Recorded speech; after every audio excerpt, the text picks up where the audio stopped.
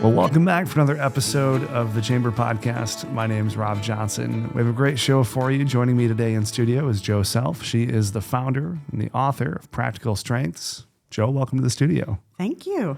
Excited to be here. And this is your first time here? This is my first time here. Well, welcome. Thank you. I'm glad to have you. So, Practical Strengths, I know that's a book that you've written. Mm-hmm. It's also seemingly grown into something much, much larger than that. Yeah. So I'm going to give you a little space here just to give the listeners a kind of a level set on what Practical Strengths is and what the overall mission is. Yeah. So I am a Gallup certified strengths coach. Like that's the most basic title I can give myself right now. And so that's where a lot of this started. Practical Strengths was an idea that grew significantly, really. And it started because I love the Clifton Strengths Assessment. I discovered it back in 2003. It became this language that I just thought was so amazing. It was like I got a user's manual for myself. It didn't tell me anything I didn't know, but it made me go, oh, that's why I do that. And Gallup is great at applying those strengths in a corporate space, in the boardroom, in managerial and leadership spaces. But like, I wanted to know what kind of mom I was going to be, right? Like I wanted to know how this is impacting how I talk to people, because my talents don't go home at 5:00, right? Like the talents are with me 24/7. So they only show up in relationships. So I wanted to understand that more deeply. And so the first thing that happened is I started writing a blog that was called Practical Strengths, and I was applying it to parenting. So I have strategic as a talent. Like, how does that show up with my kids? Somebody with strategic wants options. Well, okay, I can't overwhelm my kid with too many places to go, but at least I can start saying, do you like this or like this? Like that comes really easily for me. That grew into a book. I got a license from Gallup. So the first book I published was Practical Strengths Parenting. I have since published 2 more books, Communication Styles and Career Success. There's a 4th one on the way, Conflict Management. And then with that, I thought, there's a lot of coaches out there that really need some community. They're trying to figure out what to do. So in 2022, I said, hey, let's do a 1 month or 3 month rather experiment. Let's have a community. Let's do education online. Let's do some webinars. And I had a really good following. So I was doing this monthly membership. And then last year, I launched the Future of Strengths Forum. And the Future of Strengths Forum was amazing. It was my first one. We had 100 registered participants from 13 countries around the world. It was a 2-day event with speakers and facilitators and panels. And that's when I went, oh, this could be something even bigger. And so that's when Practical Strengths really became an organization. But we're building it as a collaborative organization. So we're building our bench and we're working on our business plan right now. And I'm actually in the process of working on the Practical Strengths Manifesto, and that manifesto is really 34 words that can change the world, and those 34 words are talents from Clifton Strengths. So when you zoom into more of a one-to-one application, what does that look like from someone who is a practitioner of Practical Strengths to somebody who is on the receiving end of understanding it? How does the person on the receiving end take that and then go forward and make an impact? Oh, man. So I started most of my business really doing branding and business messaging for independent coaches who went off and got certified. And they're like, oh, what do I do now? Right? And so we would take their talents and help them understand how they were going to run their business in the most natural way, how they're going to attract the people who really need them. So I sort of worked marketing from a backwards perspective. But if I take this to a real life scenario, right? I was working with a couple. And the husband there's 4 domains. He had executing and strategic thinking talents. So he was a lot in his head, just wanted to get things done, not a big talker, right? We hear the Mars and Venus kind of situation, but this is true. And this couple had been married for 40 years. The wife, on the other hand, had a lot of relationship building talents, had some strategic thinking and influencing. So she needed to talk, she needed an impact, she needed interaction, she needed all of this. And so they got to a point where they were like, oh, you're driving me nuts, right? And so they hired me to do my Language of You program with them as a couple. And she needed to think out loud. She needed to verbal process. And so he would call her popcorn. He was like, she's like popcorn. I don't even know which kernel to follow. And I was like, but she needs that because she's not sure which kernel she wants to grab onto. She needs to throw all the kernels out there. And you've got to kind of let her, And then I looked at her and I said, he can't keep up with all your kernels. You need to maybe talk to somebody else about the 10 kernels and then drill it down to 3 kernels and then let him pick the one he wants to focus on and make sure that that's okay with the both of you. And so they were like, oh, right? Because he had deliberative. So deliberative means he's like very tunnel vision, looking at what is directly in front of him, what is getting in the way of him accomplishing it. And she's looking at the entire panorama, but maybe not looking directly at what he's looking at. And so it always felt like they weren't on the same page. And she's like, oh my God, strengths is saving our marriage. I said, oh my gosh, you guys have been married for 40 years. I think you're doing a pretty good job. She's like, no, we were at our wits' end. And it really helped them just kind of go, oh, that's why you do that. Now I understand. And it feels less personal. Yeah. It's so interesting that it took 40 years for those to surface and finally come to an end for them. Well, I think what happens with couples, right? We see this all the time. The kids grow up, they move out, and when there's truly finally an empty nest. And so the thing is they'd been empty nest for a while, but they were college professors and had a consulting firm, and he was a lawyer, and they still weren't spending a lot of time together. I see. But now they're retiring, and they're in each other's way all the time, and they're like, right? And so when that thing becomes more and amplified, you start noticing it more, and it starts getting more and more irritating, and you're like, ugh. Right? And it's kind of like if somebody starts itching, what do you have to do? You have to scratch your arm, right? Something on you is going to itch. For sure. All of a sudden. It's that impact. And those things are never going to stop being annoying, but if we understand why they're doing them, it takes a lot of the pressure off to go, that's about their need.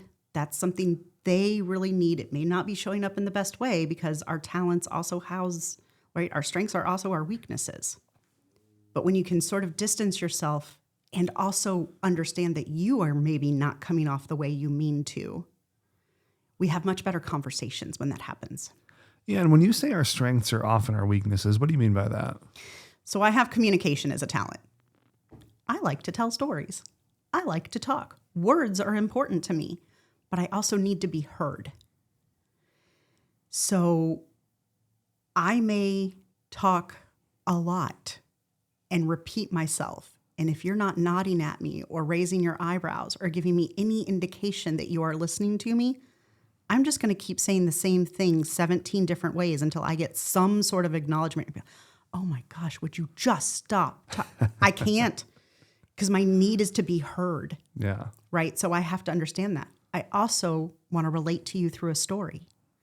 And if I want to relate to you through a story, you're telling me a story and I cut you off and I interrupt you and I don't let you finish your sentence. I'm not interrupting you because I'm bored or because I know where this is going. I totally get that. That happened to me too. And like, I can't wait to tell you how much I'm listening, right? It's my way of showing you that I'm listening to you, that I'm hearing what you're saying. So when I do that, I literally will put my finger and no. Keep talking. And I put my finger over my mouth because otherwise I get really excited and it's hard for me to not interrupt you. Yeah. So that's right. It's great that I can relate to you. It's great that I can tell you a story, but it also. Yeah. That's interesting. I've never thought about it from that perspective. Yeah. So looking at, like the next 12 months, so, you have a very unique history in the places that you've lived and the things that you've done. And as you're, getting resettled here in Michigan, looking, as we're recording this right now, it's just before Thanksgiving and we're going into the new year. What do you want to do in 2026? What does the framework of this business look like? I am so excited about where things are going. I could not be happier. We've just celebrated 1 year back in Michigan. I had been living overseas. I've been living abroad for the last 14 years between Peru and Mexico. And I am so excited to be back in this area. And I live in Pinckney, obviously a very small area. I didn't know if that was where I was going to settle or not, but I knew I loved the Brighton area. And it has been nothing but amazing. I'm on the village council. I'm the community liaison. I'm getting really involved in my community. And that's something that's been important to me for a long, long, long time. Like I can go back to 5th grade and tell you how important that was to me. I'm 52 now, so it's been a while. My business is all about community. So we're really focusing ourselves on being a catalyst program for engagement and better communication and connection. So for me, moving forward, both locally and as an organization, as a global organization, we are looking at how we build engagement within communities. Because when we have healthy and thriving communities, we can have healthy and thriving businesses. You don't have healthy and thriving businesses if our communities are not thriving. And I think we need to have better conversations. I think we need to welcome back curiosity without fear. And I think when we do that, we deepen our understanding of one another and we can look at one another with greater compassion and more objectivity. That does not mean we have to agree with everybody. But I think if we can generally understand that we're all leading with positive intention, right? It doesn't matter how we get up to the mountaintop. It just matters that we all get up there. Yeah. And then how do you handle situations or issues or people that don't have those intentions or don't want to row in the same direction? What do you do from that standpoint? Well, I think you have to look at it because, sure, there are people with bad intentions out there. However, I think many times positive intentions are misunderstood as bad intentions just because you don't want to do it the way I want to do it. Sure. Right? But if we both want people to come together, you can absolutely do it through your podcast because you love having people tell their stories. You want people to connect. You want to have these conversations. I go about it a different way, but at the end of the day, we may want the exact same thing. But if I don't really understand your intention, I might think, a podcast, really? Is that how you're going to change the world? Good for you. Right? Right. We come with this judgment. That to me is why understanding our talents and really teaching those 34 words as a 5th grade vocabulary is so important to me. Because if you have analytical as a talent, let's say, you are looking at the world with this objective lens, always looking for proof, going to ask a lot of questions because you need a lot of information to prove whatever it is you're finding. Mm-hmm. So when we have a conversation, if I'm coming at you from empathy, I'm like, I feel like things are just not going so well. And you're like, I don't really care what you feel. Like, this is what the data says. But if we know that about each other, you can say, I understand why you're feeling that. What are you seeing? What are you feeling? And then you can help me interpret that into data or find the things I can to prove it and substantiate it in a different way so the people who need to hear me will hear me. Yeah. Right? That makes sense. And vice versa. That makes total sense. So, going into next year, if you're sitting here at the end of 2026, what are you hoping to accomplish? I am launching what I am calling Livingston Strong. We're probably starting with a smaller pilot, but I'm going to honestly just say whoever's interested in being a part of this project, this experiment, I would love to welcome them in. This is called Community Strong. It's a catalyst project to help build engagement in our communities. I want to pull on about 10 Community Strong ambassadors who will get training, who will learn the strengths language, who will learn about natural foresight, which is kind of like strategic foresight, but at a bigger level. But it's really about preparing and creating the future we want, right? It's about visioning what we want. And then how do we get there using conscious capitalism pillars to do that? 2 of them that are really important for me in that space is leadership and stakeholder engagement, the purpose and stakeholder engagement. So I'm going to be asking people to come and fill out an application, and we're looking for a couple of junior ambassadors. You could be a senior in high school to early college, so 17, 18 to 25, because I would love to make sure we're tapping into the youth in the area. But I would love to see if we could become the first strengths-based county in Michigan and what that would do for us. This comes from Leadership Rhode Island, which proved this possible about 10 years ago, made some significant strides. And I can't wait to see what we can do here. I love that. I think that's great. And I'm excited to see how things continue to develop for you as you get more ingrained in the county here. Yeah, me too. And I'm hoping we can find some businesses that will come in and want to do this engagement with us, or a school that might want to try the engagement, whether we do it from a faculty or a student perception, because this is applicable to all ages and all spaces. A church could decide to do this to help their engagement within their church community. It's a framework that works, and we've had our proof of concept, and now this is how to become a case study that would be featured in our book, so it could also be a great marketing opportunity. to be featured in a book as well. That's great. So if someone wants to do that, how would you prefer that they get a hold of you? So the best way to start, they are welcome to visit the website, which is practicalstrength.org, and they'll see right on the homepage a link to go read more about the Catalyst Project and what that is. I am always happy to have a conversation. You'll find a link on there to get a hold of me and schedule a conversation. My phone number is on the website. I am open to any kind of having a coffee, having a conversation, having a chat. Anybody who wants to learn more about this, I'm ready. And then the last thing I have, Joe, is there anything else that you want our listeners to know before we close today? Like I said, you have a lot of interesting things here.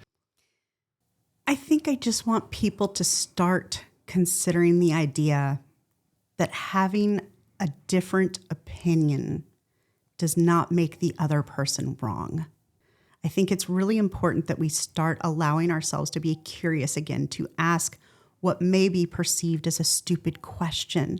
But if someone is genuinely curious and wants to learn something about you, I don't want to be offended just because they asked the question.